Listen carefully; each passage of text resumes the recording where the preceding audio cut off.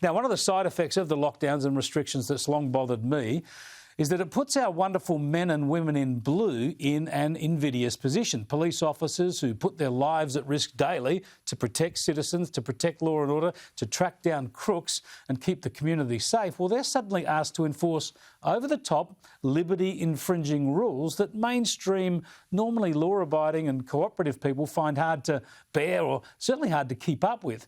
So we saw last year police cars wandering through Rushcutters Bay Park in Sydney, warning people to move on.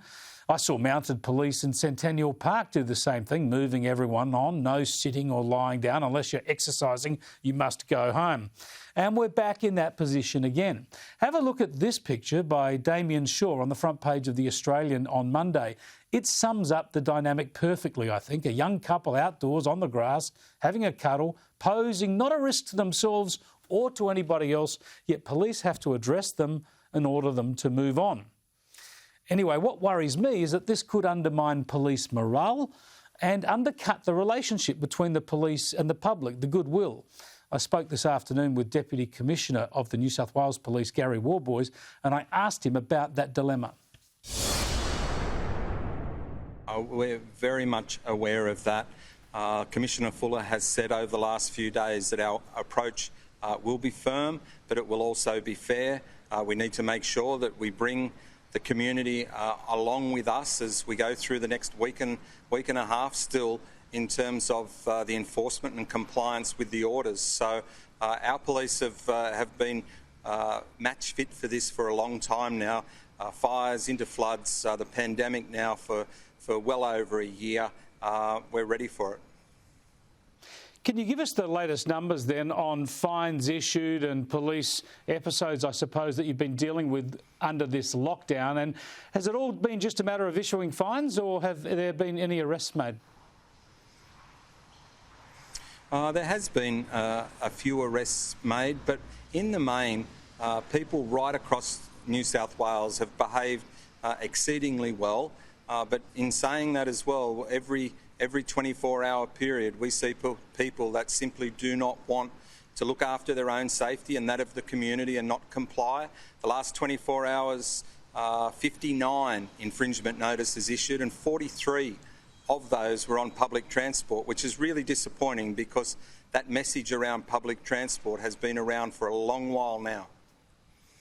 So this is getting a fine for not wearing a mask on public transport. Just while we're on that issue of adopting the masks and adopting those orders, what about the vaccination levels of police? Has every police officer been given the opportunity to get vaccinated? We're certainly not at 100% yet across the organisation, but what I can reassure people that every single day people that work in our hotel quarantine system, whether that's at the airport or the police operations centre or at the hotel themselves, must be vaccinated. And we continue to work through our organisation. I think the last document that I read, we were over 8,000 police officers in New South Wales having received the first or the second jab, and we continue to improve that every day. But certainly where the risks are greatest, that's in the hotel quarantine system, our police must be vaccinated. Now, are your officers giving you any feedback about public being antsy about the lockdown measures, about any resistance from the public generally? Look, to the contrary, the vast majority of people understand that to get through the next 2 weeks, the next week and a half, is vitally important to get back to some sort of normality. It's quite clear that this strain of the virus is highly infectious, and it's quite clear that the lockdown is, whilst it's a blunt tool, it's a tool that's needed to make sure that we can move through into some sort of normality. We've certainly seen people somewhat resistant to that, but more so around individual circumstances. We've seen a simple case, albeit violent, up on the mid-north coast only in the last couple of days, where a restaurant owner simply asked some patrons to use the QR check-in.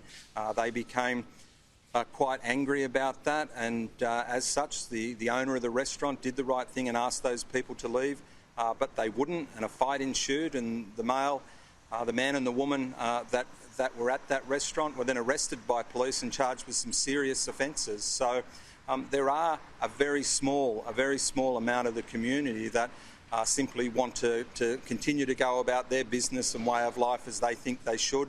But that is extremely selfish. This is a true team effort to make sure that the community can get out of this lockdown as quickly as possible. Yeah, well done by the police in that event, and that sort of violence is never justifiable. I think a lot of people understandably think that the restrictions and the rules are over the top, but nonetheless, we need to comply with them. They are the law of the land, and people in the main, as you say, are doing that. One apparent contradiction that people have highlighted to me, viewers of this show, is they want to know why a couple of naked sunbakers down south of Sydney were fined $1,000, whereas the Deputy Prime Minister copped a fine of only $200 for not wearing his mask at a service station. Presumably there are different offences, therefore different fines. Yeah, absolutely. That is the answer. When you choose not to wear a mask and you contravene the order, the fine is $200, and then in case of other parts of those orders, the fine is $1,000 and $5,000 for a corporation or an agency.